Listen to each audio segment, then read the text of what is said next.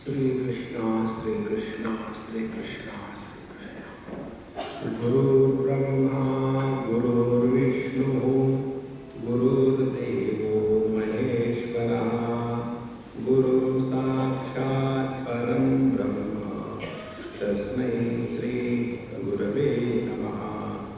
तस्मै श्री गुरवे नमः। तत्व के प्रतिपादन में दो बातें होती है।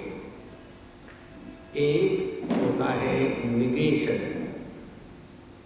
जो हम नहीं है उसका त्याग, नेति नेति नेति। और दूसरा होता है असर्शन, जो हम है उसको पहचानना। केवल एक ही बात रही तो गलत बात है। जैसे केवल वैराग्य ही वैराग्य है और ज्ञान का नामो निशान नहीं तो गलत बात है। इसीलिए 20वें श्लोक में हमको बताया, न त्वं देहो नेन्द्रियाणि न प्राणो न मनो नधि विकारित्वात् विनाशित्वात् दृश्यत्वात् च घटो यथा। तो जैसे कोई एक घट है, उसको हम देखते हैं, उसमें विकार है, उसका नाश होता है, तो वो घट मैं हूं ऐसा कभी भान नहीं होता।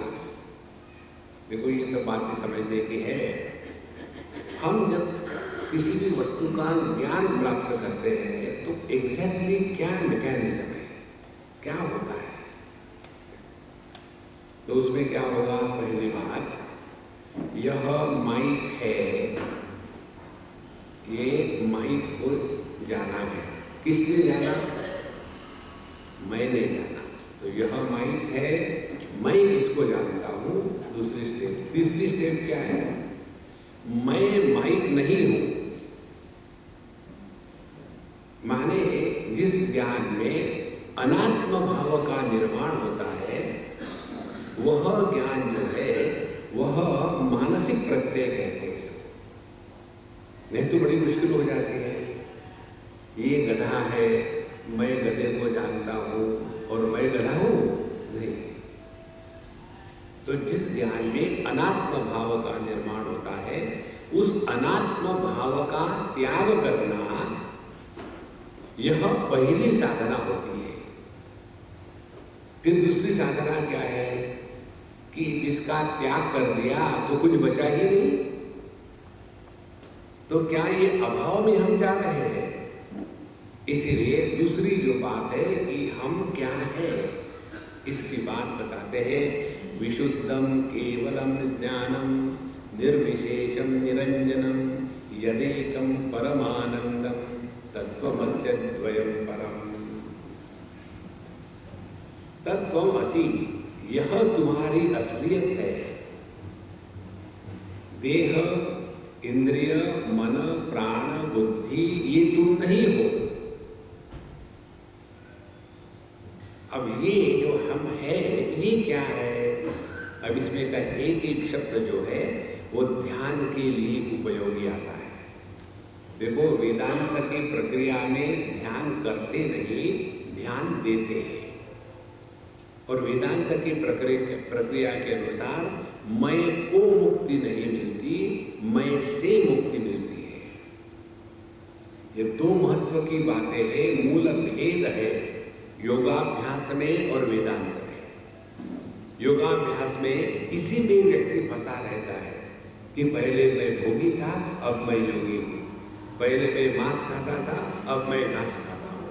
पहले मैं दारू पीता था, अब मैं दूध पीता हूँ। इससे कुछ नहीं होता। समस्या मैं की है, इस मैं से हमको मुक्त होना है। इसलिए इस मैं से मुक्त होने की प्रक्रिया है, पहले विशुद्धम केवलम ज्ञानम। देखो केवल ये जो शब्द है, ये टेक्निकल शब्द है। केवल का तात्पर्य केवल भाषांतर करेंगे मात्र तो वो ठीक नहीं है। 3 प्रकार के भेद होते हैं। एक वो कहते हैं सजातीय भेद, दूसरा विजातीय भेद और तीसरा होता है स्वगत भेद। भेद माने डिफरेंसेस। तो पहले विजातीय भेद। विजातीय भेद माने क्या? जैसे पेड़ और पशु अलग अलग है। जाति का तात्पर्य कास्ट नहीं है। ये तो अपने पॉलिटिशियन लोगों की गलत देन है अपने देश को। जाति का अर्थ होता है आकार। मनुष्य जाति, पशु जाति, पक्षी जाति, वनस्पति जाति, आकार को जाति कहते हैं। तो पहली बात, जो पशु है और वनस्पति है, ये दो भिन्न जाति है, इसको कहेंगे विजातीय भेद। फिर पशु, केवल पशु, तो पशु में है गाय है, भैंस है, बकरी है, घोड़ा है, गधा है। तो ये हो गया सजातीय भेद। सब पशु ही है, लेकिन उनमें भेद हो गया। अब फिर आते हैं स्वगत भेद। स्वगत भेद माने एक ही गाय है, लेकिन सिंग दुम नहीं है, दुम नाक नहीं है, नाक पेट नहीं है, पेट पैर नहीं है। तो एक ही स्पेसिमेन में जो डिफरेंसेस है उसको कहेंगे हम स्वगत भेद। तो जैसे हम लोग एनालिसिस करते हैं डाटा का, तो वेरिएशन ड्यू टू विजातीय भेद, सेकंड वेरिएशन ड्यू टू सजातीय भेद, and still something remains, we put it into error variance. तो ये जो एरर वेरिएंस होता है उसको कहते हैं स्वगत भेद। तो ये तीन भेद हो गए। अब ये तीन भेद जिसमें नहीं है वह केवल वस्तु। देखो कौन से जैसे भेद है, जीव, जगत, ईश्वर, इन तीनों को लेकर के 5 भेद बनते हैं। पहले है जीव और जगत का भेद, दूसरा है जीव और ईश्वर का भेद, तीसरा है ईश्वर और जगत का भेद, चौथा है जीव और जीव का भेद, पांचवा है जगत और जगत का भेद। तो ये 5 प्रकार के भेद जिसमें नहीं है वह अपना स्वरूप है। अब इसके ऊपर अपने अनुभूतियों का विश्लेषण करें। जब हम देह के साथ तादात्म्य करते हैं तो कितने भेद निर्माण हो गए। पहले तो इंद्रियों के कारण भेद निर्माण होते हैं, उसके बाद इंद्रियों के जो विषय है उसके कारण भेद निर्माण होते हैं, उसके बाद वो विषयों के जो अनुभव है, सुख दुख, उसके भेद निर्माण होते हैं। फिर ये जगत को निर्माण करने वाला ईश्वर, ये जगत और मैं, ये भेद निर्माण होते हैं। जहाँ जहाँ अनेकता होगी वहाँ वहाँ गड़बड़ी होगी। भगवान दत्तात्रेय जी के कहानी में श्रीमद् भागवत महापुराण में कथा आती है। जब वो किसी के यहाँ थे, दोपहर को खाना खा के बरामदे में आराम कर रहे थे, तो उस घर की जो कुमारी कन्या थी वो चावल को कूट रही थी, पैडे को कूट रही थी। जब वो बाहर आई, महाराज उठे तो उन्होंने कहा कि देखो बेटा, तुम जब कूट रहे थे तो तुम्हारे चूड़ियों की आवाज़ क्यों नहीं आई? बोले महाराज क्या हो गया, जब मैं कूट रही थी ना तो बहुत सारी चूड़ियाँ थी तो आवाज़ आ रही थी, तो मैंने सब निकाल दी, केवल 2 इधर रखी, 2 इधर रखी। फिर कूटने का प्रयत्न किया तो फिर आवाज़ आई, तो मैंने एक एक निकाल दी, क्योंकि जब एक होता है तब आवाज़ नहीं होती। देखो कितनी सूक्ष्म बात है। गुरु इसको कहते हैं कि जो अपने अनुभूतियों से सीखने को सक्षम है और तैयार है, वो गुरु है। यदि हम अपनी ही अनुभूति से नहीं सीखेंगे तो हमको भगवान भी नहीं सिखा सकता। तो विशुद्धम केवलम ज्ञानम, अब जो हम है वो केवल है। विषयों की अनेकता इंद्रियों की अनेकता के कारण है। जो व्यक्ति अंधा होगा उसके लिए केवल 4 ही विषय है, शब्द, स्पर्श, रस, गंध, रूप उसके लिए नहीं है। देखो ये बात हमको क्लिक नहीं होती। एक बार हम यूपी अपने एमपी में ही कहाँ गए थे, रीवा में गए। रीवा के पास एक कोई गाँव है। जब उस गांव में गए तो हमारे कोई मित्र उनके यहाँ, तो एक बूढ़ी माँ थी। उन्होंने कहा अरे इस समय तो स्वामी जी नहीं आते टीवी पर, इस समय कैसे आ गए उनके आवाज? तो उन्होंने कहा कि मामा अपने स्वामी जी आ गए। तो फिर मैं उनको मिलने गया, तो आंखें खुली है, इधर उधर देख रही है। तो मुझे कहा कि मेरे सामने बैठो। मैं जाके बैठा। फिर उन्होंने मेरे सर पे हाथ रखा, और आपको चश्मा भी है? मुझे नहीं मालूम था। फिर अच्छा, आपको दाढ़ी भी है? दाढ़ी का रंग कैसा है? काला है कि सफेद है कि पीला है? देखो, माने उसके लिए जिसकी दृष्टि नहीं है, रूप रंग की सत्ता नहीं है।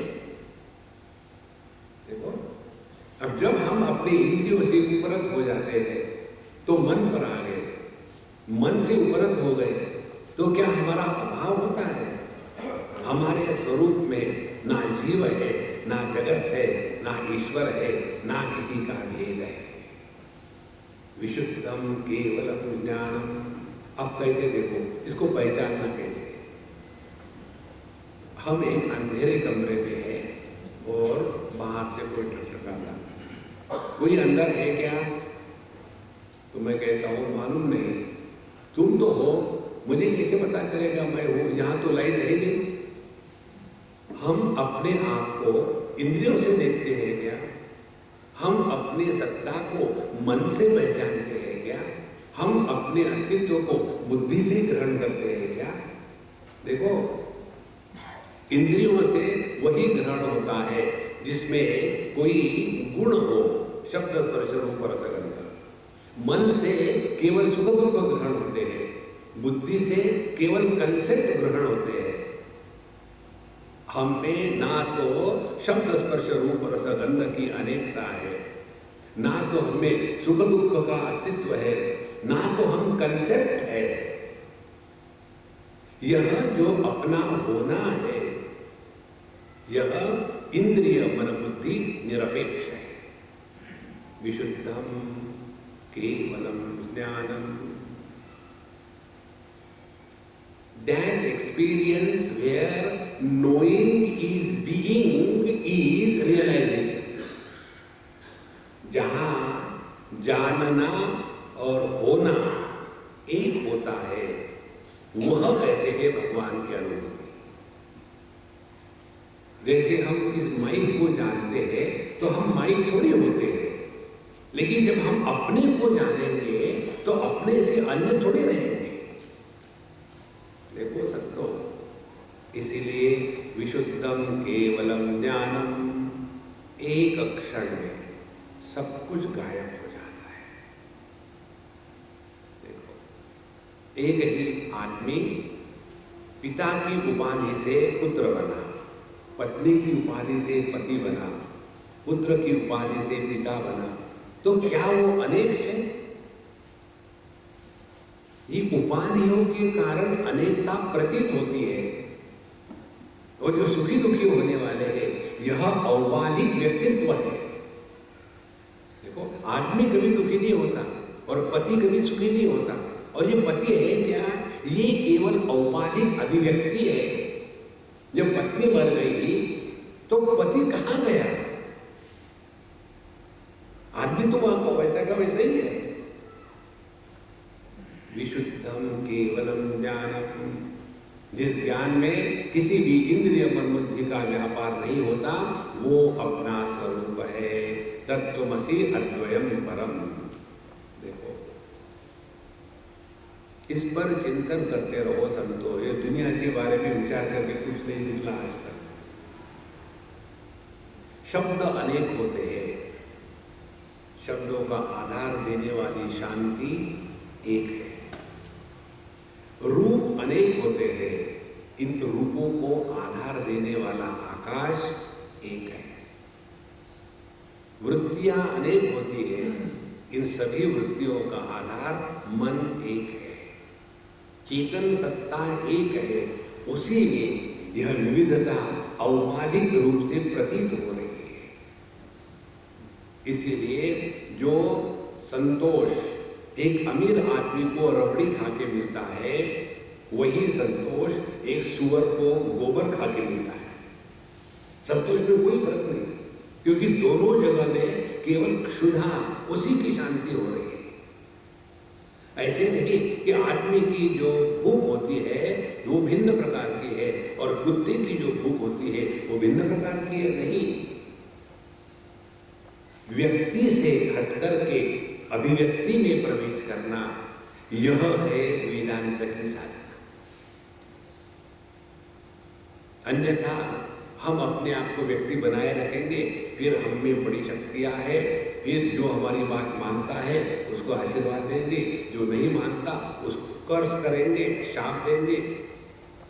ये शॉपिंग सेंटर वाले कभी भी अध्यात्म में हमको नहीं ले जा सकते, फिर हमको डर डर के रखेंगे। देखो ऐसा करोगे ना तो वहां पाप होगा। यदि किसी दूसरे महात्मा को सुनने जाओगे तो तुमने गुरुद्रोह किया है। भगवान की कोई गड़बड़ी करो, यदि उनका अपमान करो तो गुरु बचाने आएगा, लेकिन गुरु का द्रोह किया तो भगवान बचाने नहीं आ सकते। गुरु महाराज की जय। ये सब जो डरा डरा के रखते हैं ना, वो अध्यात्म नहीं। गुरु तो मोक्ष देता है ना, डराता थोड़ी है। देखो असली साधु संत जो होते हैं वो क्या करेंगे कि देखो बेटा, जितना मुझे तुमको पढ़ाना था मैंने पढ़ा दिया, अब तुम ऐसे करो, मुझे छोड़ो और वो महात्मा है ना उनके पास चले जाओ। लेकिन महाराज वो महात्मा तो आपके विरोधी है, आपके बारे में उनकी सीधी बातें बोलते हैं, बोलने दो, उनके पास चले जाओ और उनसे सीखो। और यदि उन्होंने जो बताया ये तुमको अनुभव हुआ तो मैंने जो बताया है उसको गलत कह करके त्याग दो, इसको कहते हैं गुरु।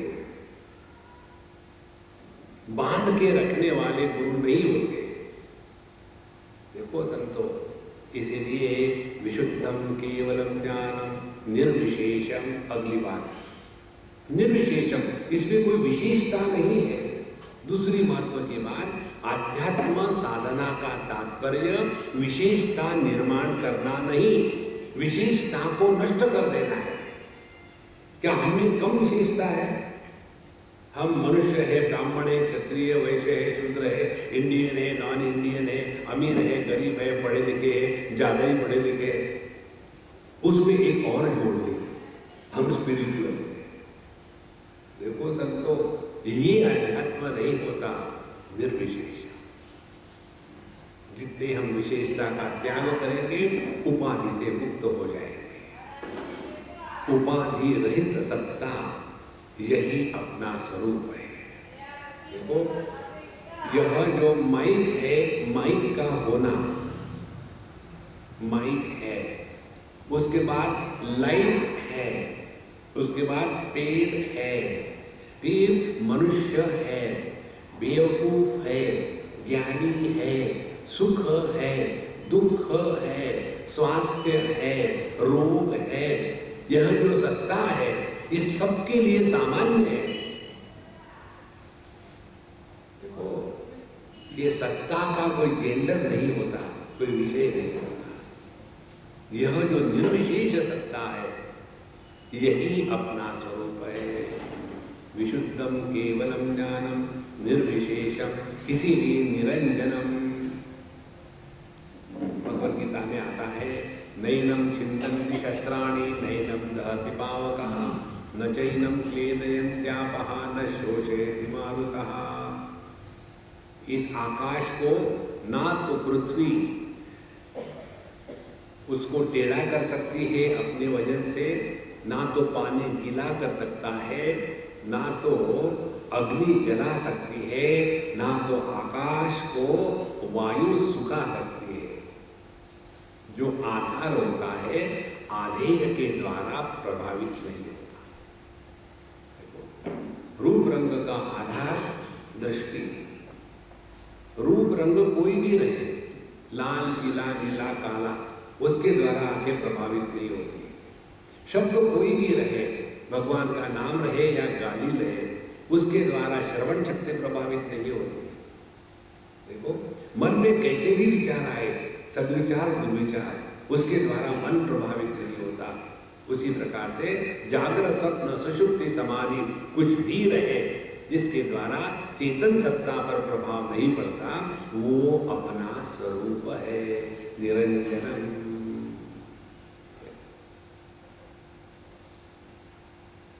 विशुद्धम केवलम ज्ञानम निर्विशेषम निरंजनम यत् एकम परमानंदम। और ये एक है, अनेक नहीं। दिशाएं अनेक है, पूर्व पश्चिम उत्तर दक्षिण नैऋत्य वायव्य इत्यादि ऊपर नीचे 10 दिशाएं हैं। दिशाएं भले 10 कहे, लेकिन आकाश तो एक ही है। और ये दिशाओं का जन्म कैसा हुआ? केवल औपाधिक सूर्य और पृथ्वी का रिश्ता जोड़ने के पश्चात हम कहते हैं कि पूर्व दिशा में सूर्य का उदय होता है। सूर्य का उदय पूर्व दिशा में होता है, और पूर्व दिशा क्या है? जहां सूर्य का उदय होता है। तो पूर्व दिशा के कारण सूर्य का उदय है कि सूर्य उदय के कारण पूर्व दिशा है? देखो महाराज, यह जो औपाधिक प्रतीति है वो सत्य नहीं हो सकती। इसलिए विशुद्धम केवलम ज्ञानम निर्विशेषम निरंजनम यद एकम, यह एक है तो एक ही परमानंद है।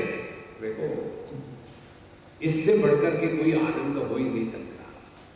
आनंद परमानंद किसको कहते हैं? जिसमें कुछ ऐड नहीं किया जा सकता और जिसमें से कुछ घटाया नहीं जा सकता, उसको कहते हैं परमानंद। केवल अनंत ही ऐसा होता है। Infinite alone has this thing, infinite plus minus anything continues to be infinite, it doesn't become less और मोर। इसी प्रकार से जिस आनंद में बढ़ोतरी होती है वो आनंद नहीं, आनंद का भूत है। और जो आनंद टूटने की आशंका है वो भी आनंद नहीं, वो आनंद का कार्टून है। देखो, हम ध्यान के लिए बैठे, कहीं खटखुट हो गई और हमारा ध्यान टूट गया, तो ये परमात्मा नहीं है। जो काल में प्रारंभ होता है, काल में समाप्त होता है, ये टेम्पररी भगवान नहीं होते। देखो, इस प्रकार से यदेकम परमानंदम तत्वमस्य द्वयम परम। यह जो अद्वैत तत्व है, परम अद्वैत तत्व, एकमेवा द्वितीय नेह नानास्ति किंचन। ये सबका तात्पर्य मालूम है क्या हुआ? ये सबका तात्पर्य है, ध्यान से सुनना, एक रूपक से हम इसको समझने का प्रयत्न करेंगे।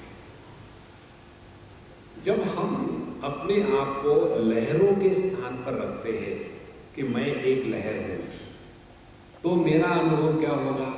अनेक लहरें हैं, एक दूसरे की कंपटीशन चल रही है, एक दूसरे की दोस्त है, दुश्मन है, एक दूसरे से डरती है, एक दूसरे से आगे पीछे जाने को करती है, एक समय में पैदा होती है, एक समय में मर जाती है। यह लहरों की कहानी। दूसरा दृष्टिकोण कौन सा है? लहरें लहरों को तरफ नहीं देख रही, समुद्र की तरफ देख रही है। तो क्या होगा? लहर समुद्र के साथ कंपटीशन नहीं करेगी, जलेगी नहीं, झगड़ा नहीं करेगी, फिर समर्पण करेगी। तीसरा दृष्टिकोण है, समुद्र लहरों की तरफ कैसे देख रहा है। यदि सुनामी आई तो समुद्र डरता नहीं, और रिपल हुआ तो समुद्र को गुदगुदी नहीं होती। और पानी की दृष्टि से देखा जाए तो ना समुद्र है ना लहरें हैं। ये चार जो दृष्टियां है, इसमें से जो हमारी यात्रा है, उस यात्रा को कहते हैं आध्यात्मिक साधना। देखो महाराज, तो पहले हम कहां फंसे हैं? तू मैं तू। एक लड़की की हमको कविता आई थी, स्वामी जी, जब मैं अकेली थी शादी के पहले, तो केवल मैं ही मैं। फिर शादी हो गई तो तू ही तू, कब तक के? 6 महीने तक। उसके पश्चात तू मैं, तू मैं। फिर 6 महीने निकल गए, फिर मैं तू मैं तू। और मैं हूँ गुजराती, गुजराती में मैं को हूँ कहते हैं, तो हूँ तू कबड्डी कबड्डी, पूरा जीवन झगड़े में ही लगा रहता है। एक अव्यवहार द्वयम परम, जब तक कि हम अपने दृष्टि में परिवर्तन नहीं लाएंगे तब तक कि दुनिया में दोस्त दुश्मन अपना पराया इसका झमेला कभी खत्म नहीं होगा। इसीलिए संतो, जब मैं अपने को देह मानूंगा तो अनेकता सत्य है, फिर उसमें जन्म मृत्यु, हैप्पी बर्थडे टू यू। अरे लंबो कब पैदा हुए थे पता है? किसी ने कह दिया तुम्हारा जन्म हो गया, मान लिया। एक बार हम गए थे एक हॉस्पिटल में, हमारे मित्र, उसका नर्स के साथ झगड़ा हो गया। उसने कहा कि आप अंदर आ जाओ, मैं पुलिस को बुलाऊंगी। तो बेचारा बाहर खड़ा था, तो उसने कहा कि स्वामी जी पता नहीं चल रहा है, ये नर्स पता नहीं मेरी दुश्मनी पिछले जन्म की बात ही नहीं करती। तो मैंने देखो भैया, बोले महाराज जी हम आपको अंदर आने देंगे। हाँ देखो बच्चा उसका, मुझे नहीं देखना किसी का बच्चा। नहीं आप देख कर जाओ, मैं उसको नहीं आने दूंगी। तो मैं अंदर गया, पहली बार लेबर रूम से गया हॉस्पिटल में, उसमें मुझे विश्वरूप दर्शन हो गया। अरे राम राम राम। और उसके पश्चात जब गया तो यहाँ ये अम्मा, इसका बच्चा ये है, टैग लगा हुआ था स्क्विरल के जैसा, अग्लीएस्ट, सौंदर्य का नामो निशान है। तो इन्हें कितने बजे पैदा हो गया? तो बोले 2:18। हमने कहा ठीक है, मैंने मान लिया, मैं झगड़ा करने नहीं आया हूँ, मैं बाबा जी हूँ ना, तो जनरल नॉलेज पढ़ाता हूँ। नहीं ये बताओ, सच सच बता, झूठ मत बताना, मैं किसी को कुछ नहीं कहूँगा। अब इतनी ये माताएं पड़ी हुई हैं डिलीवर करने के लिए, तो तुम हाथ में क्या वो घड़ी लेके देखती हो, कब कहाँ से आ रहा है, कब कहाँ से तुमको कैसे पता चला एग्जैक्टली 2:18 पर? स्वामी जी आप बिल्कुल पक्के ठीक हो। देखो हम कहें ना कि 8 बजे बच्चा पैदा हुआ तो कोई मानेगा नहीं हमारी बात, फिर उसको जरा एबनॉर्मल बना देते हैं। 8:15 बजे कहेंगे क्यों नहीं मानेंगे? 8:18। तो ना तो जिसने बच्चा दिया उसको मालूम है, ना तो बच्चे को मालूम है, और हम कहते हैं हैप्पी बर्थडे टू यू। महाराज, ना तो हमको अपना जन्म मालूम है, उसका अनुभव है, ना तो हमको अपने ग्रोथ का अनुभव होता है कि मैं बढ़ रहा हूँ, ये अनुभव किसी को नहीं होता।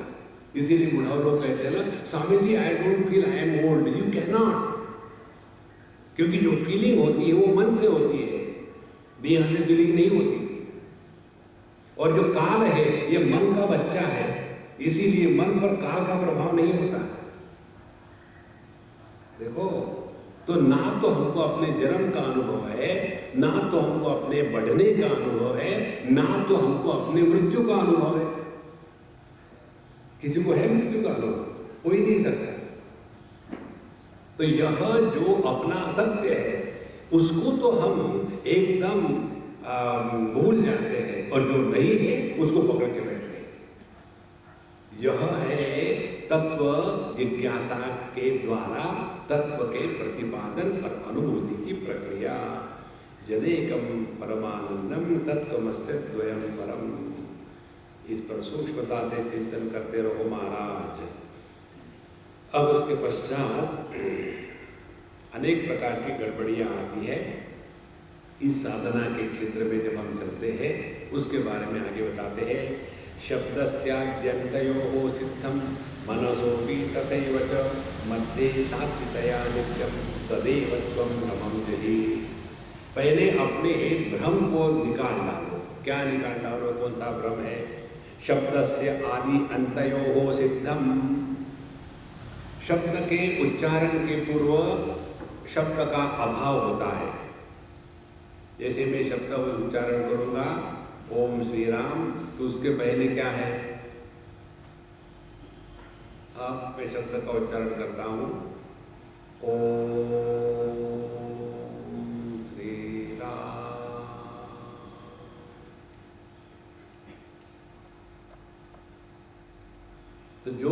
शब्द के उच्चारण के पहले था, जो शब्द का उच्चारण हो रहा था तब भी था, और जब शब्द का उच्चारण समाप्त हो गया फिर भी इसका कभी अभाव नहीं होता। माने जो सभी प्रतीतियों का आधार है, लेकिन किसी भी प्रतीति के द्वारा जो परिच्छिन्न नहीं होता, वह अपना स्वरूप है। इसीलिए जो जप की साधना है उसमें ये बताते हैं, एक ग्रंथ है विज्ञान भैरव, उसमें 112 ध्यान की प्रक्रियाएं बताई है। वह तंत्र शास्त्र का ग्रंथ है, यहाँ उपलब्ध होना चाहिए। उसमें बताते हैं अभाव को विषय बनाओ। कैसे? उदाहरण के लिए कमरे में बैठे हैं, एकदम अंधकार इतना कि अपने ही हाथ से दूसरी वस्तु दिखेगा, इतना अंधकार। फिर ऐसे अंधकार में बैठने के बाद आंखें बंद मत करो, आंखें खुली रखो, तो क्या होगा? आंखें खुली है तो देखने का प्रयत्न कर रही है, लेकिन रूप रंग नहीं है तो देखा नहीं जाता। उस अनुभूति में जो है वो अपना स्वरूप है।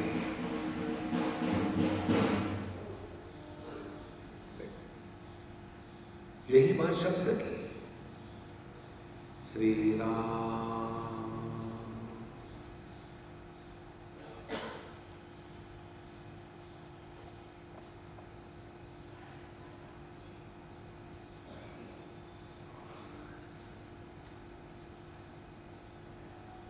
श्रवण शक्ति केवल शब्द को प्रकाशित कर सकती है। शब्द के अभाव को श्रवण शक्ति नहीं प्रकाशित कर सकती। आंखें केवल प्रकाश में रूप रंग को लखा सकती है, लेकिन हमारी अनुभूति में अंधकार भी है। तो उस अंधकार को लखाने वाला कौन है? लेकिन हमारा ध्यान इस इंद्रियों के द्वारा जो ग्रहण होता है उन विषयों में ऐसा लपटा हुआ है कि तत्वों को हम ग्रहण ही नहीं कर पाते। इसीलिए शब्दस्य आदि अंतयो सिद्धम मनसोपि तथैव च। उसी प्रकार से हमारी जो चार अनुभूतियां होती हैं, कौन सी चार अनुभूतियां हैं? जागृत, स्वप्न, सुषुप्ति, समाधि। जागृत अवस्था बुद्धि प्रधान होती है, स्वप्न मन प्रधान होता है, सुषुप्ति अहंकार प्रधान होती है, और समाधि चित्त प्रधान होती है। तो जब गहरी नींद में चले गए तो हमारा जो मन है वो एकदम अभाव को प्राप्त हो गया, लेकिन उस अभाव में भी जो है वो अपना स्वरूप है। इस प्रकार से सूक्ष्मता से जितना हमारा ध्यान अपने तरफ जाएगा, धीरे धीरे विषय, इंद्रिय, मन, बुद्धि और मैं, इन सब का अभाव होने के बाद भी जो बचा रहता है, जिसका त्याग हो ही नहीं सकता, अहेयम। अहेयम माने जो त्याज्य हो ही नहीं सकता, अहेयम। और इसीलिए अनुपादेयम, इसीलिए उसके प्राप्ति की भी संभावना नहीं है। यह जो अपना स्वरूप है, यहाँ हमको ध्यान देना है। मनसोपि तथैव च मध्ये साक्षितया नित्यम। तो ये सब आवागमन का जो साक्षी है, जो नित्य है, आवागमन की वस्तुएं आती जाती है, लेकिन यह साक्षी नित्य है, वह तुम हो। इसीलिए भ्रमम जही, अपने बुद्धि से ये भ्रांति निकाल डालो कि हम पुण्यात्मा हैं, हम पापात्मा हैं, हम धर्मात्मा हैं, हम महात्मा हैं, और आप कौन है? हम सीएच आत्मा है। इस चक्कर में मत पड़ना। अपने स्वरूप में निष्ठा पानी हो तो सभी उपाधियों के परे हमको जाना पड़ेगा। अब इसके पश्चात तत्वमसी इस महावाक्य को लखाने की प्रक्रिया बताते हैं। स्थूल वैराग्यो ऐक्यम सूक्ष्म हैरण्य गर्भयो अज्ञान माययोरैक्यम प्रत्यक विज्ञान पूर्णयो। यहाँ अनेकता है ही नहीं। देखो, एक बार हम पानी के पास गए, पानी को कहा, पानी भैया, पानी भैया। पानी यूपी के है इसलिए भैया कहते हैं। हमारे मुंबई में यूपी के सभी लोगों को भैया कहते हैं। भारत में सबसे ज़्यादा प्राइम मिनिस्टर कौन थे? भैया, क्योंकि सभी के सभी यूपी के थे। तो हम गए पानी के पास, पानी भैया, पानी भैया। बोले हाँ क्या है? हमने कहा देखो, लहरों के रूप में तुम बड़े अच्छे लगते हो, लेकिन समुद्र बड़ा डरावना होता है। तो पानी कहता है माफ करना महात्मा जी, ये समुद्र किसको कहते हैं और लहर किसको कहते हैं? पानी की दृष्टि से ना समुद्र है ना लहर है, लेकिन हमारी दृष्टि क्या है? समुद्र में पानी गहरा है। उल्टी बात है महाराज, समुद्र में पानी नहीं है, पानी में समुद्र है। देखो, यदि समुद्र में से पानी निकाल डालो तो जिनको ये तत्व का चिंतन करने के संस्कार नहीं होते ना, उनकी मजा आपको बताऊं। हम एक बार उदाहरण ले रहे थे मिट्टी का घड़ा और उसके बाद हमने वो उदाहरण लेना बंद कर दिया। यदि घड़े में से मिट्टी को निकाल डालो तो क्या बचेगा? साफ सुथरा घड़ा। अब ऐसा जो मड हेडेड है उसके साथ क्या बात है? इसीलिए समुद्र में पानी नहीं है, पानी में समुद्र है। तुम्हें समुद्र क्या है? वाचारंभणम विकारो नामधेयम मृत्तिका एव सत्यम। जब हम समुद्र में कूदते हैं तो पानी में कूदते हैं, जब हम लहरों में खेलते हैं तो पानी में खेल रहे हैं। तो है तो सत्य पानी, तो समुद्र वो भी पानी है, लहर वो भी पानी है। इसीलिए अनेकता प्रतीत होते हुए भी अनेकता नहीं है। ये बात यहाँ कहते हैं स्थूल वैराग्यो हो ऐक्यम। हमारा स्थूल देह और जो कारणात्मक स्थूल देह है ये अलग थोड़ी है। ऐसे थोड़ी है कि महात्माओं का देह जो है वो 8.5 महाभूतों से बनता है और गधों का जो देह है वो 2.5 महाभूतों का बनता है। नहीं, सबके देह बनने में वही 5 महाभूत गए हैं, उसमें कोई फर्क नहीं। इसीलिए स्थूल वैराग्यो हो ऐक्यम। उसी प्रकार से सूक्ष्म हिरण्य गर्भयो हो, जो हमारी वैयक्तिक अंतःकरण है और जो समष्टि अंतःकरण है वो समान है, वो अलग अलग नहीं है। देखो, हम जो भी कुछ करते हैं सोचते हैं ना, उस पर समष्टि का प्रभाव होता है। अपने यहाँ का समष्टि का माहौल अलग है, अमेरिका में समष्टि का माहौल अलग है। इसीलिए अपने यहाँ की जो कन्याएं हैं वो बड़ों का आदर करेगी, बात सुनेगी। अमेरिका की कन्याएं माँ बाप को तो मानती ही नहीं और उनका भी दोष नहीं, मालूम ही नहीं पूरे बाबा भगवान की दया से पैदा हो गए। देखो, इसीलिए संतो यह वैयक्तिक अंतःकरण और समष्टि हिरण्य गर्भ वो भी एक ही है। आगे कहते हैं अज्ञान माययो हो ऐक्यम। माया ये परमात्मा की अनंत शक्ति है और अज्ञान ये जीव की अनंत शक्ति है। देखो, माया माने क्या? जैसे अग्नि की दाहिका शक्ति होती है उसी प्रकार से परमात्मा की माया शक्ति है। ध्यान से सुनना, इस लकड़ी के टेबल में अग्नि विराजमान है। नहीं जी, हमको तो नहीं दिखता। आप कैसे कहते हैं विराजमान है? अच्छा, उसको आग लगाओ तो क्या हो गया? अग्नि जब प्रकट होता है, अग्नि के प्राकट्य में दाहिका शक्ति प्रकट होती है। तो ये जो दाहिका शक्ति है ये अग्नि को परेशान नहीं करती, अन्य को परेशान करती है। इसी प्रकार से परमात्मा की जो माया शक्ति है, परमात्मा अव्यक्त है, शक्ति हमेशा अव्यक्त रूप से रहती है। व्यक्त हो गया तो वह कार्य हो गया। कारणात्मिका शक्ति अव्यक्त रहती है और कार्यात्मिका शक्ति वह व्यक्त हो जाती है। तो परमात्मा की जो माया शक्ति है जिसके द्वारा ये संपूर्ण सृष्टि निर्माण हुई, और जीव की जो अज्ञान शक्ति है जिसके द्वारा उसकी सृष्टि निर्माण हुई, तो दो सृष्टियां हैं। ईश्वर की सृष्टि ने एक स्त्री को जन्म दिया और उसी स्त्री में जीव ने अनेक अपनी अपनी सृष्टियां बना ली। उसी स्त्री को जब पिता देखता है तो कन्या के रूप में उसका भाव भिन्न है। उसी स्त्री को जब पति देखता है पत्नी के रूप में तो उसका भाव भिन्न है। उसी स्त्री को जब बच्चा देखता है मां के रूप में तो उसका भाव भिन्न है। तो इस जगत में दो प्रकार की सृष्टियां हैं, एक तो ईश्वर निर्मित और दूसरी जीव निर्मित। ईश्वर निर्मित सृष्टि जो है वो माया शक्ति से पैदा होती है और जीव की जो सृष्टि है वो अज्ञान से पैदा होती है।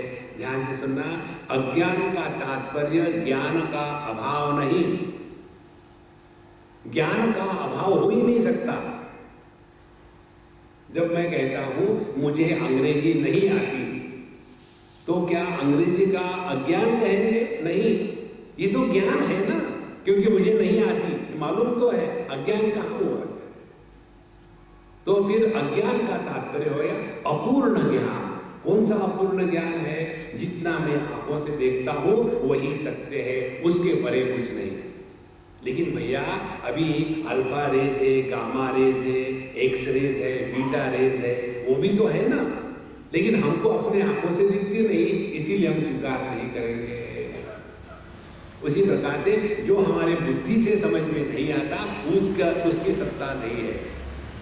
यह जो इंद्रिय और उपाधियों के द्वारा प्रभावित होकर के उसी को सत्य मानना, यही अज्ञान और उसका कार्य है। इस प्रकार से यह अज्ञान जीव की माया और माया ईश्वर की है, इन दोनों को एक ही रूप से समझना है। और प्रत्येक विज्ञान पूर्णयो हो, और जो मैं है वही परमात्मा है। देखो, मैं शब्द का अर्थ है अहम। अहम माने अ माने नहीं, ह माने हननम, जिसका कभी नाश नहीं होता, वो परमात्मा है। ध्यान से सुनना, परमात्मा को नाश होता ही नहीं क्योंकि उसका जन्म मृत्यु नहीं है। अब ध्यान से सुनना, एक बार हम कहाँ गए थे? हिमालय में कई पहाड़ों में गए थे और पूर्णमासी थी, बढ़िया सुंदर स्वच्छ आकाश, और हमको किसी ने चाय दी थी, हमारी काली चाय, और हम चाय देख रहे थे, पी रहे थे, उसमें चंद्रमा का प्रतिबिंब पड़ा। तो मैं उसको देख करके धीरे धीरे चल रहा था, जैसे चाय हिलती प्रतिबिंब हिलता सा प्रतीत हो रहा था। और ऐसे चलते चलते मैं देखा नहीं नीचे, ठोकर लग गई और चाय की प्याली हाथ से गिर गई। अब जब गिर गई तो हमारे मित्र कहते, स्वामी जी चाय गिर गई, मैं दूसरी ले आऊँ? मैंने चाय की जरूरत नहीं मुझे, इसमें जो चंद्रमा का प्रतिबिंब था ना वो गिर गया, उसको उठाओ। बताओ मुझे, चंद्रमा के प्रतिबिंब का जन्म हुआ था क्या? क्या उसका कभी मृत्यु होता है? इसी प्रकार से जीव का ना तो कभी जन्म हुआ है, ना तो कभी मृत्यु हुआ है। देखो संतो, हमारा जब दर्पण में प्रतिबिंब होता है तो क्या वो प्रतिबिंब का जन्म है? जब दर्पण से निकल हम जाते हैं तो दर्पण में हमारा प्रतिबिंब नहीं है, तो क्या वो प्रतिबिंब का मृत्यु है? जन्म मृत्यु तो उसका होगा जो है। देखो, भगवत गीता में भगवान बताते हैं ना सतो विद्यते भावः ना भावो विद्यते सतः। जो है उसका नाश कभी हो नहीं सकता, जो नहीं है उसका भी नाश कभी नहीं हो सकता। तो नाश नाम की वस्तु है ही नहीं। यह जो नित्य उपलब्ध तत्व है वही प्रत्यक्ष विज्ञान पूर्ण हो। जो मैं, हम अपने को कुछ भी समझे, परमात्मा ही है। इस प्रकार से केवल एकमात्र तत्व है, इसी को पहचाने और जो भ्रम है उस भ्रम को हटा दे।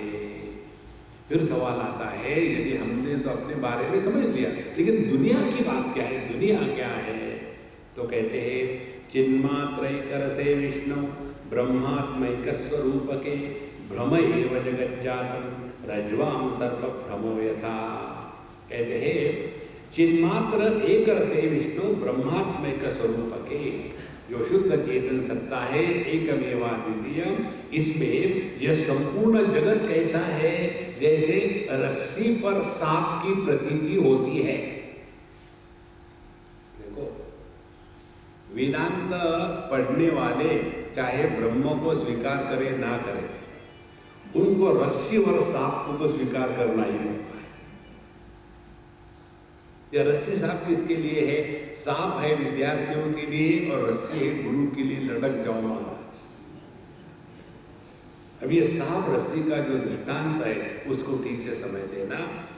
सांप दृष्टि का सर्प का दृष्टांत क्या है? रज्जु सर्प का, कि सर्प की प्रतीति होती है एक परिस्थिति विशेष में, और वो परिस्थिति विशेष यदि हटाई जाए तो सर्प की प्रतीति समाप्त हो जाती है पहली बार। तो उदाहरण देते हैं, शाम के समय हम जा रहे थे और हमारा पैर पड़ा और एकदम कुछ तो भी हिला, मुझे लगता है मुझे सांप ने ही काटा। तो परिस्थिति क्या थी? परिस्थिति ये थी कि प्रकाश पर्याप्त नहीं था। दूसरी बात, वहां होस पाइप पड़ा रहता है, ये हमको मालूम नहीं था। तीसरी बात, जो वस्तु आंखों से देखनी है उसको हमने पैरों से देखने का प्रयत्न किया। इसके कारण जो प्रतीति हुई कल्पना से, उसको हम कहेंगे हमने सांप देखा और फिर सांप ने मुझे काटा। तो फिर उसके बाद प्रश्न पूछो, अच्छा सांप ने आपको काटा, सांप जिंदा है ना कि बेचारा मर गया है? तो फिर क्या करें? अब हम सांप का इन्वेस्टिगेशन शुरू करें। तो सांप को देखने जाना है तो क्या करेंगे? हाथ में टॉर्च लेंगे और क्या देखने जा रहे हैं? सांप देखने जा रहे हैं। और दिखेगा क्या? रस्सी। फिर सवाल ये है, वो सांप कहाँ था? क्या रस्सी पर था जैसे पुस्तक मेरे गोद पर है, वैसे रस्सी पर सांप था? कहाँ था सांप? रस्सी पर नहीं था। क्या आंखों में था? तो सबको हम सांप ही देखते। तो जो न होते हुए भी प्रतीत होता है उसको कहते हैं मिथ्या प्रत्यय। देखो, हम सब जानते हैं सूर्य स्थिर है, सूर्य का उदय अस्त नहीं होता। यह तो पृथ्वी की गति है जो सूर्य पर अध्यारोपित करी जाती है, उसके पश्चात सूर्य के उदय अस्त की प्रतीति होती है। ये आपने समझने के बाद भी आपको सूर्योदय और सूर्यास्त इसका अनुभव होगा। इसका अर्थ ये है क्या कि जिसका अनुभव होता है वो सत्य है? तो प्रतीति किसको कहते हैं? जिसका अनुभव हो रहा है लेकिन जो नहीं है उसको कहते हैं मिथ्या प्रत्यय।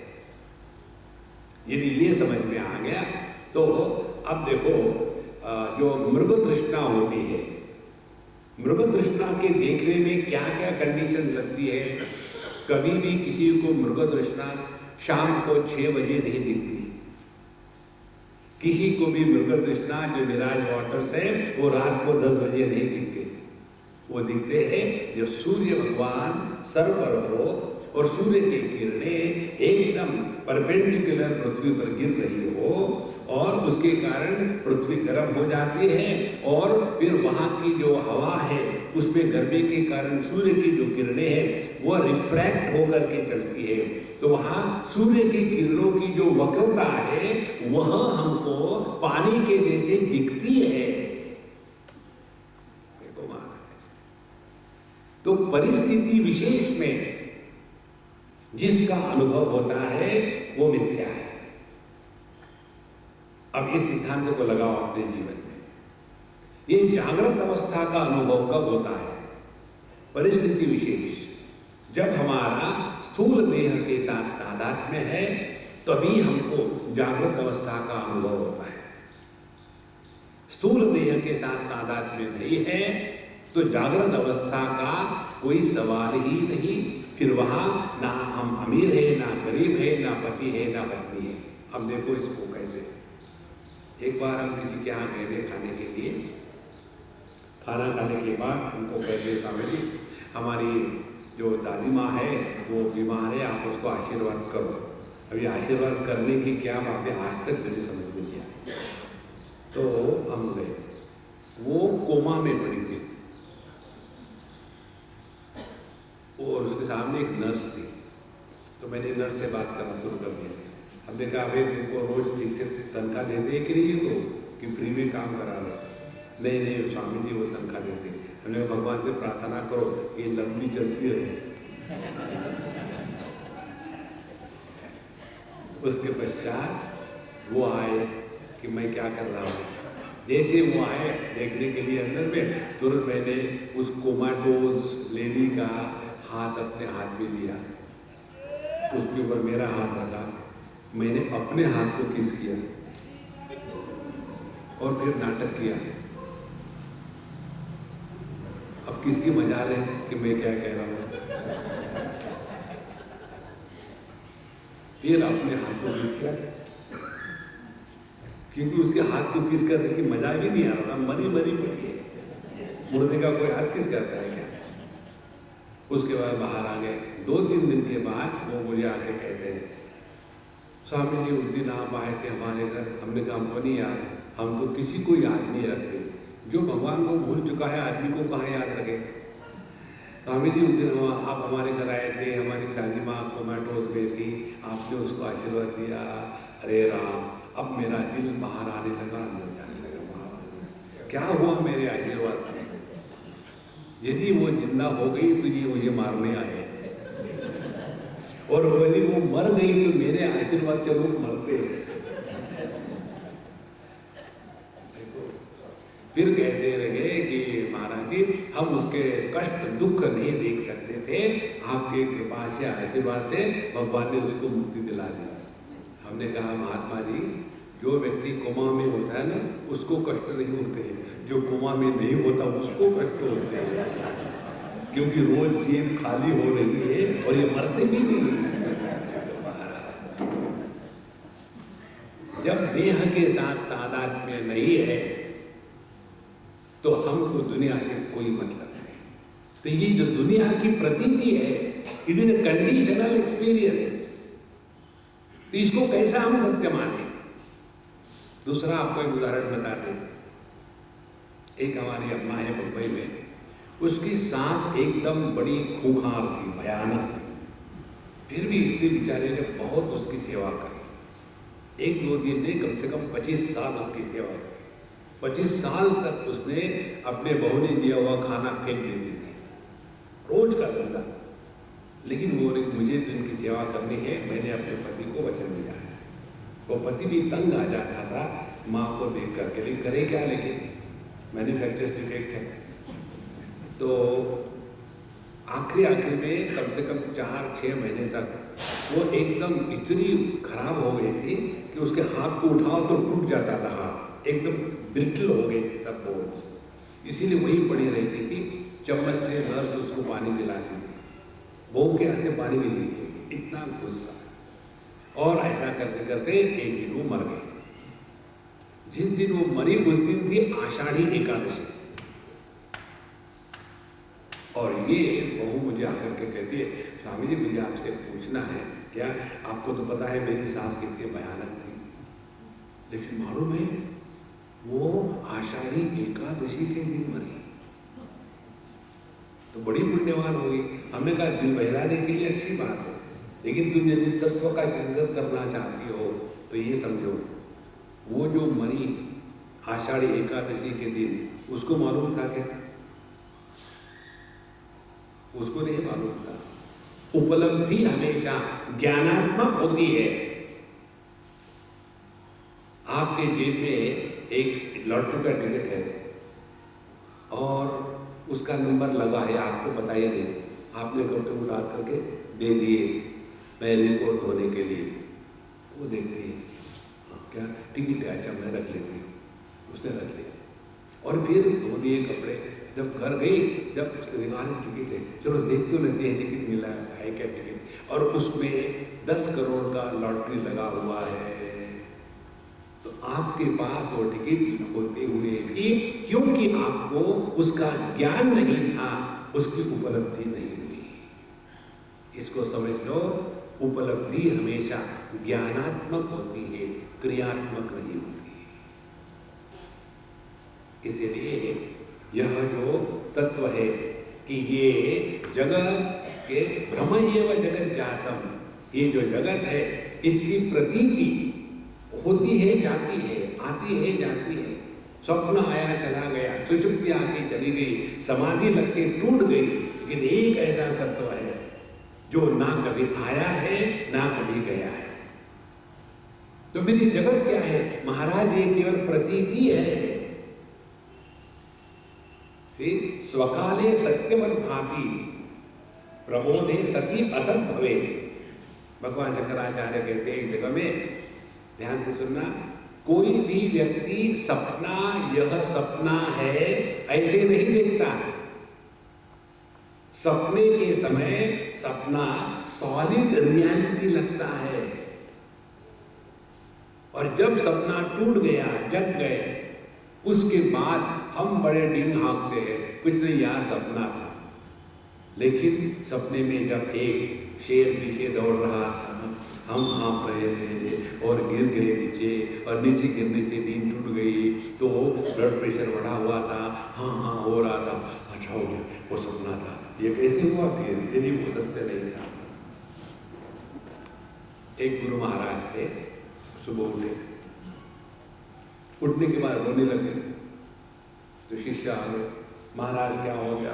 मैंने बहुत बड़ा भयानक सपना देखा है। रोने लगे। महाराज आप ही ने तो सिखाया सपना मिथ्या होता है, आप क्यों रोते हो? तुमको पता नहीं ये बहुत ही खराब सपना था कि मैंने सपने में ये देखा कि मैं एक तितली हूँ, बटरफ्लाई हूँ। बोले कोई बात नहीं, सपना ही तो था ना, अब भूल जाओ, चलो चाय पानी पियो। बोले नहीं, तुम मुझे बोलने नहीं देते।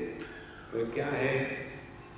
अब मेरा सवाल ये है कि मैं तुम्हारा गुरु, उसने ये सपना देखा कि वो तितली है, बटरफ्लाई है, कि बटरफ्लाई ये सपना देख रही है कि वो तुम्हारा गुरु है। देखो महाराज क्या सत्य है। जिस दिन ये बात गले उतरेगी ना, तब समझ लेना ये जगत को लेकर के सुखी दुखी होने का धंधा हमेशा के लिए खत्म हो जाएगा। फिर हम जगत में कैसे रहेंगे? कर्नाटक, नाटक करो, जगत में कुछ भी सत्य नहीं है। लेकिन ये बड़ा कठिन है, कैसे नाटक करें? जैसे आप कर रहे हो, as if you are listening. यदि आप सुनते ठीक से तो आप पे परिवर्तन आ जाता है, लेकिन यहां से घर गए फिर वही सास और वही बहू। धर्म क्षेत्रे कुरुक्षेत्रे समवेदायुत्सवः, फिर वही धंधा शुरू हो जाता है महाराज। तो यहाँ क्या कर रहे हैं? सुनने का नाटक कर रहे हैं। तो जिस प्रकार से सत्संग सुनते हैं ना, उसी प्रकार से दुनिया की बातें सुनो। टेक्नोलॉजी आपके पास है, अब उसको अप्लाई कर रहे हैं, और कुछ नहीं है।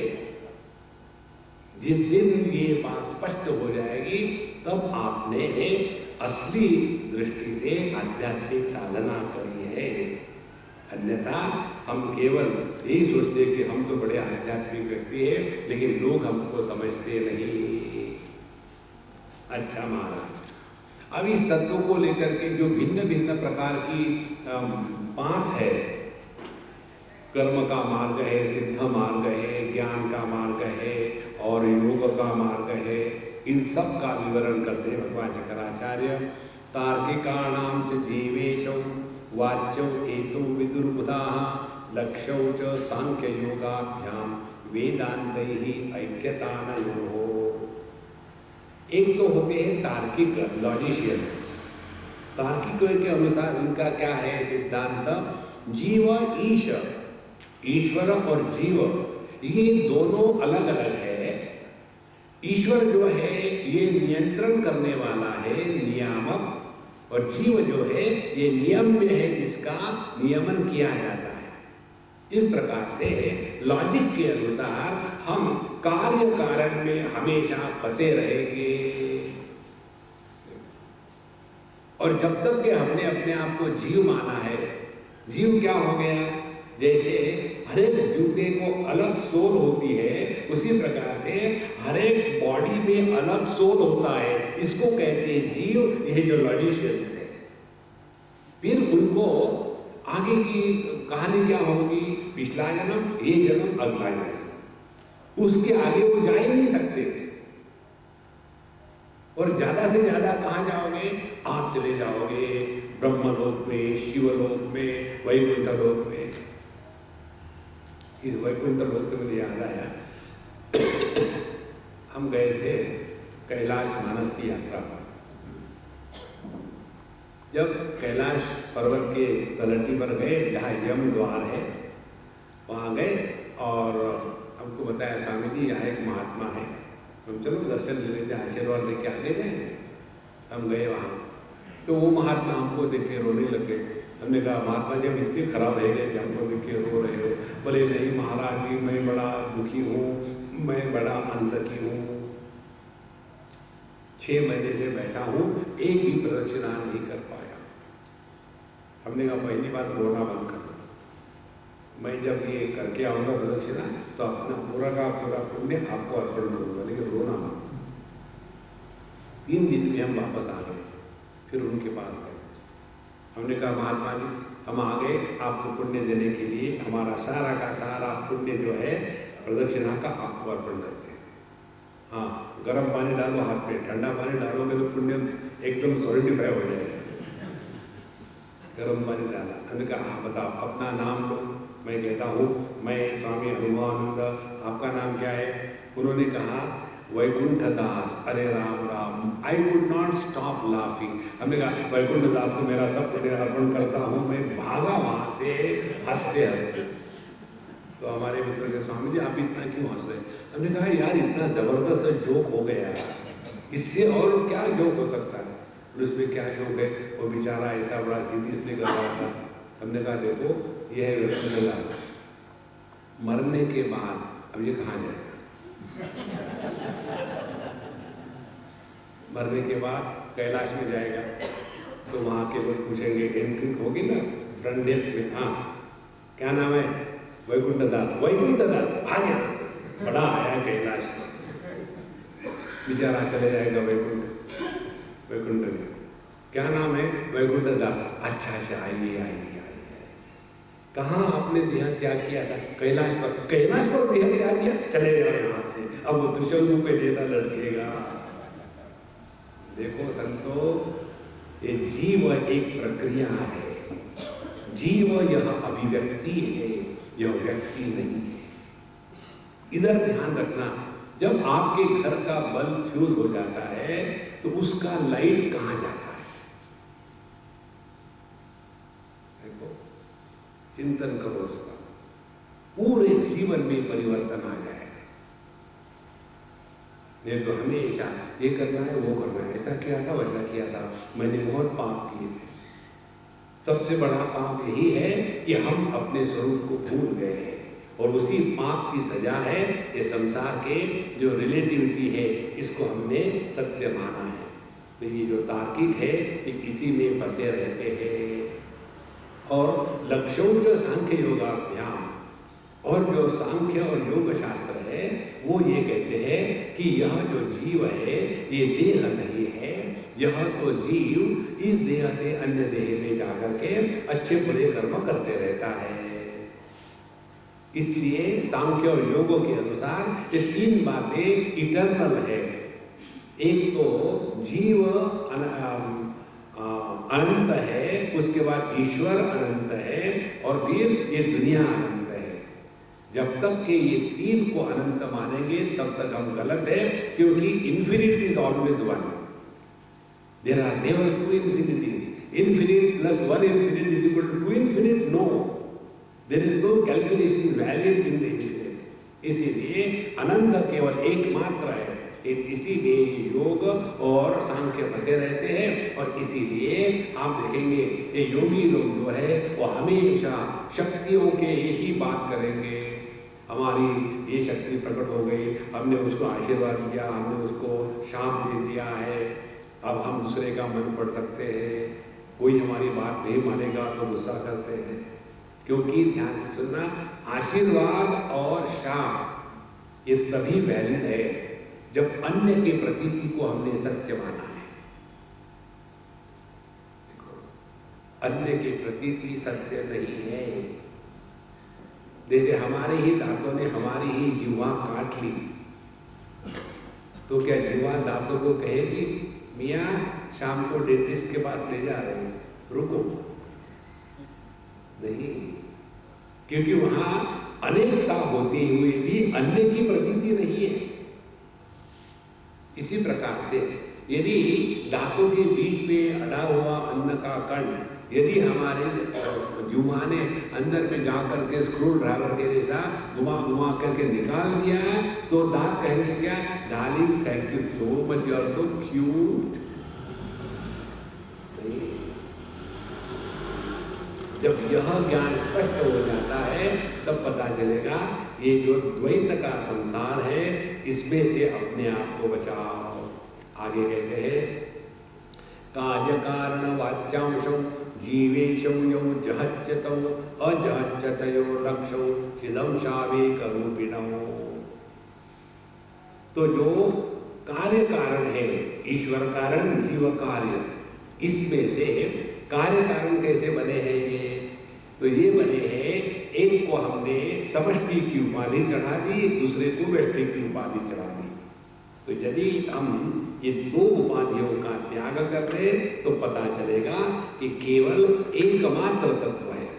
जैसे जिस कृष्ण ने मिट्टी खाई थी, जिस कृष्ण ने शरद पूर्णिमा को महारास किया था, जिसने जाकर के विदुर के घर में सूखी रोटी खाई थी, और जिसने युद्ध के मैदान में अर्जुन को उपदेश किया था, क्या हम 10 कृष्णों की बात कर रहे हैं? कृष्ण तो एक ही है। उपाधि के कारण भिन्नता कही जाती है। इसी प्रकार से जो इस बालक देह को आधार दे रहा था, वही टीनेज देह को आधार दे रहा है, वही मिडिल एज देह को आधार देता है, और वही बुढ़ापे के देह को आधार देता है।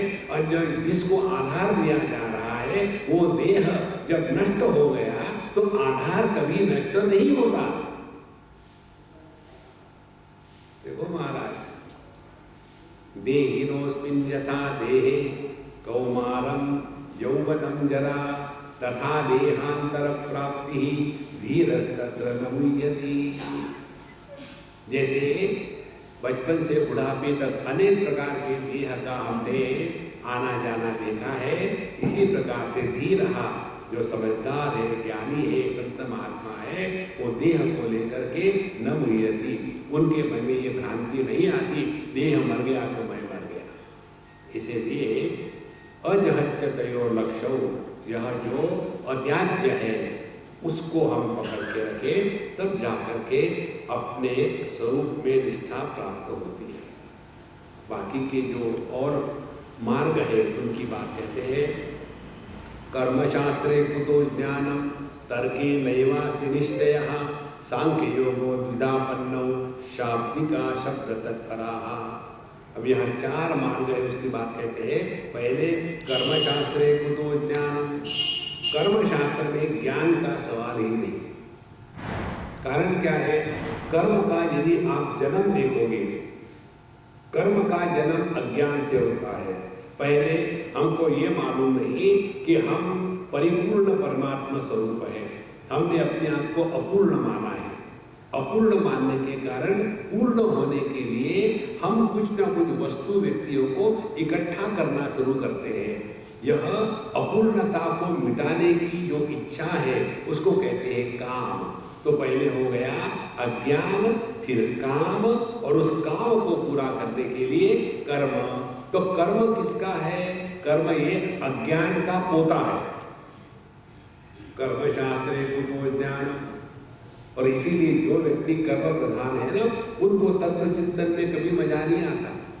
एक बार एक सज्जन हमको मिले, गए, हमको कहते हैं कि स्वामी जी मैं आपको पिछले 3 दिन से सुन रहा हूँ, आप बड़े परेशान हो रहे ब्रह्म को लेकर के। हम सब ने निर्णय ले लिया कि हम ब्रह्म है, अब उसको छोड़ो, अब चलो हम लोग वॉलीबॉल खेलेंगे। अरे राम, देखो जो इसके अधिकारी नहीं वो टिक नहीं सकते इसमें। कर्मशास्त्रे कुतो ज्ञानम। आगे कहते हैं तर्के नैवास्ति निश्चयः। और तर्क करो तो उसमें कोई निश्चय हो ही नहीं सकता।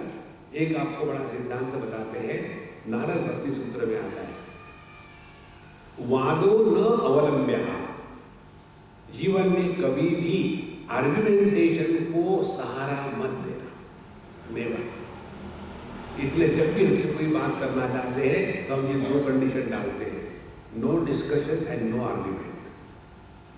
आपने पूछा, हम बता देंगे, उसके बाद वो विषय समाप्त हो गया, लेकिन की बात ही नहीं उसमें। हम आपको पूछने नहीं आए थे, आप हमको पूछने आए थे। I am not here to discuss anything with you, otherwise हम अपने मन की शांति खो देते हैं। इसीलिए तर्के नैवास्ति निश्चयः, तर्क में कोई निश्चय हो ही नहीं सकता।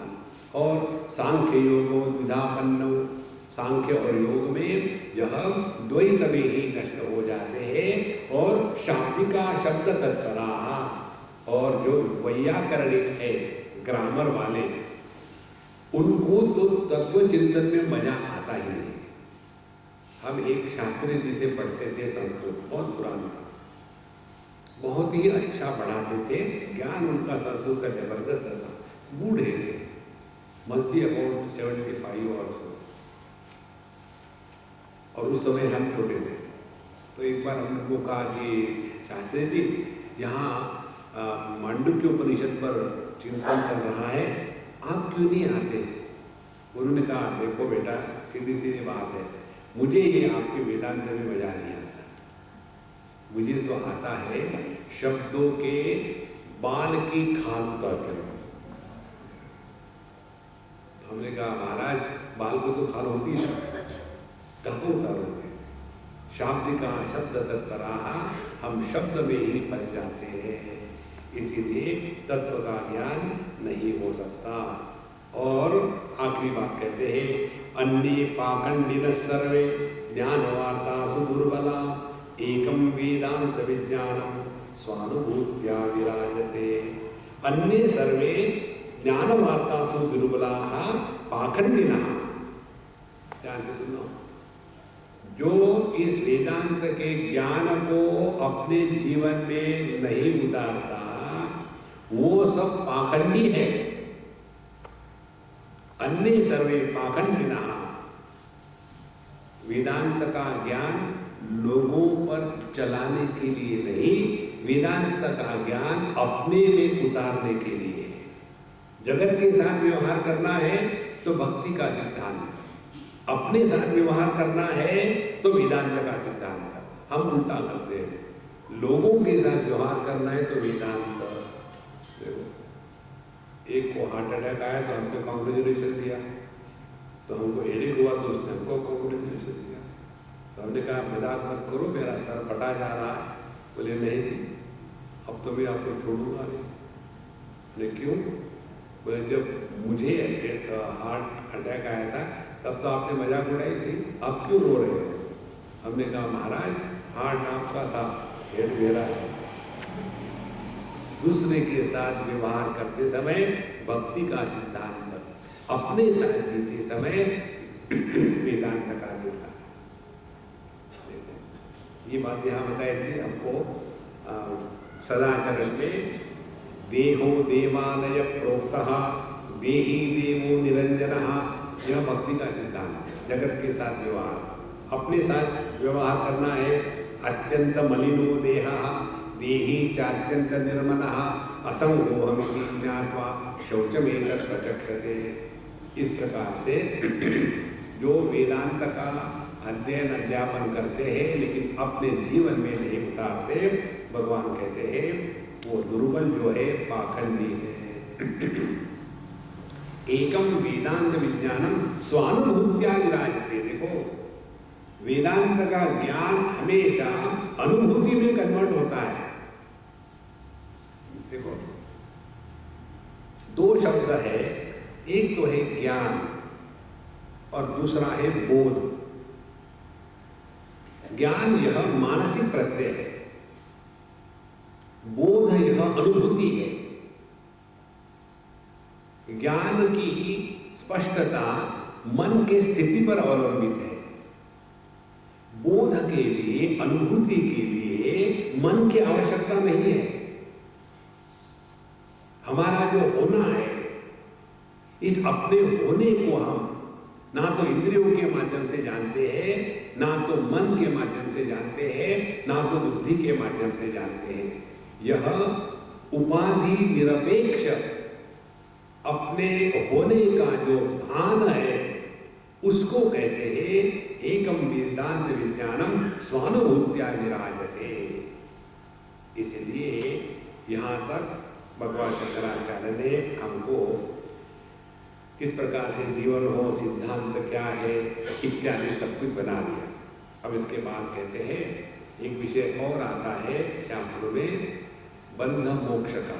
तो बंध मोक्ष किसको कहते हैं? अहम ममेत्ययम बंधः नाहम ममेति मुक्तता बंधो मोक्षो गुणैर्भाति गुणा प्रकृति संभवा।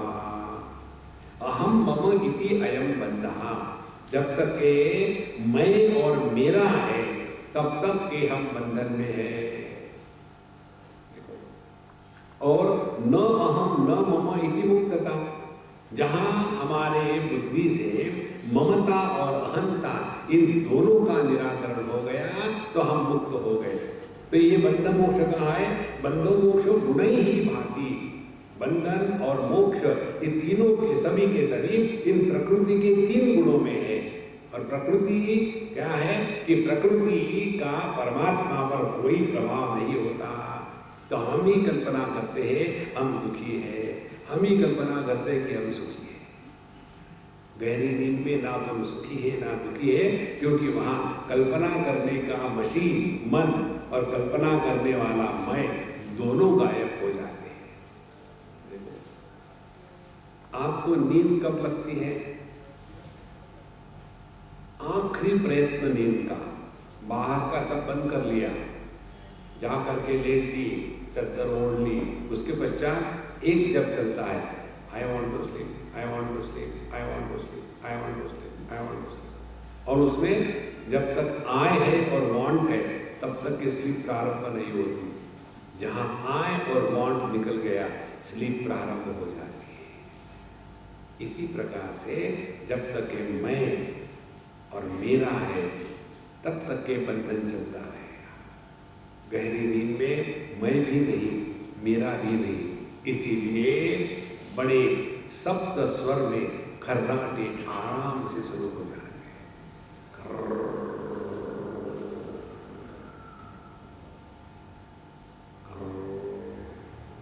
और जो जग रहा है उसको गुस्सा आता है, और जो सो रहा है उसको जल्दी थोड़ी है खर्राटे मारने की। कभी देखा है कोई जल्दी जल्दी में खर्राटे मार रहा है, खर खर कर खर कर खर, जल्दी जल्दी मार रहे हो कि जाना है कहीं, हाँ वहाँ ना कहीं जाना है ना कहीं आना है, वहाँ तो खर्राटे का मजा लेना है। क्योंकि वहाँ मैं नहीं और मेरा नहीं। तो जितना बंधन है महाराज ये इसी चक्करों में फंसा रहा। मैं और ये बंधो मोक्ष गुणैर्भाति गुणा प्रकृति संभवा। हम ही वस्तुओं को पकड़ के रखते हैं और सोचते हैं कि हम बंधन में। कोई भी वस्तु ये नहीं कहती मुझे पकड़ के रखो, हम ही सोचते हैं कि एक कहाँ की बात है, एक दादाजी थे, उनको मैंने कहा कि देखो तुम अपने पौधे से ज़्यादा चिपक रहे हो, दूर हट जाओ। स्वामी जी वो उसकी माँ ने उसको कुछ नहीं आता, तो हमने कहा फिर तुमने उसको क्यों नहीं जन्म दिया पेट में पाल के, उसको कुछ नहीं आता। नहीं नहीं वो बच्चा जो है ना मेरे ही हाथ से दूध पीता है और मैं ही उसको नहलाता हूँ, मैं ही करता हूँ। और वो ऐसे ही चिपक गए उस बच्चे के साथ कि उस माँ को गुस्सा आने लगा। आखिर में उसने एकदम कर्फ्यू का ऐलान कर दिया, कर यहाँ तो ये रहे नहीं या तो मैं रहूँ। फिर उसी के लड़के को अपने पिता को कहना पड़ेगा, पापा आप यहाँ से चले जाओ, रोज का धंधा है, सुन सुन के मैं तंग आ गया, मुझे तो इसी के साथ रहना है जिंदगी भर, आप पता नहीं कितने साल रहोगे, लेकिन परेशान करके चले जाओगे, तो अभी क्यों नहीं चले जाते। जब उसने ऐसा कहा तो फिर आकर के मुझे कहते, स्वामी जी आपने दिया हुआ शाप लग गया। हमने कहा प्रभु वो शाप नहीं था, वो समझ थी। Before anybody tells you to get out, have the wisdom to go out. ओम पूर्णमदः पूर्णमिदं पूर्णात् पूर्णमुदच्यते पूर्णस्य पूर्णमादाय पूर्णमेवावशिष्यते। ओम शांति शांति शांति। हरि ओम। श्री गुरुभ्यो नमः। हरि ओम।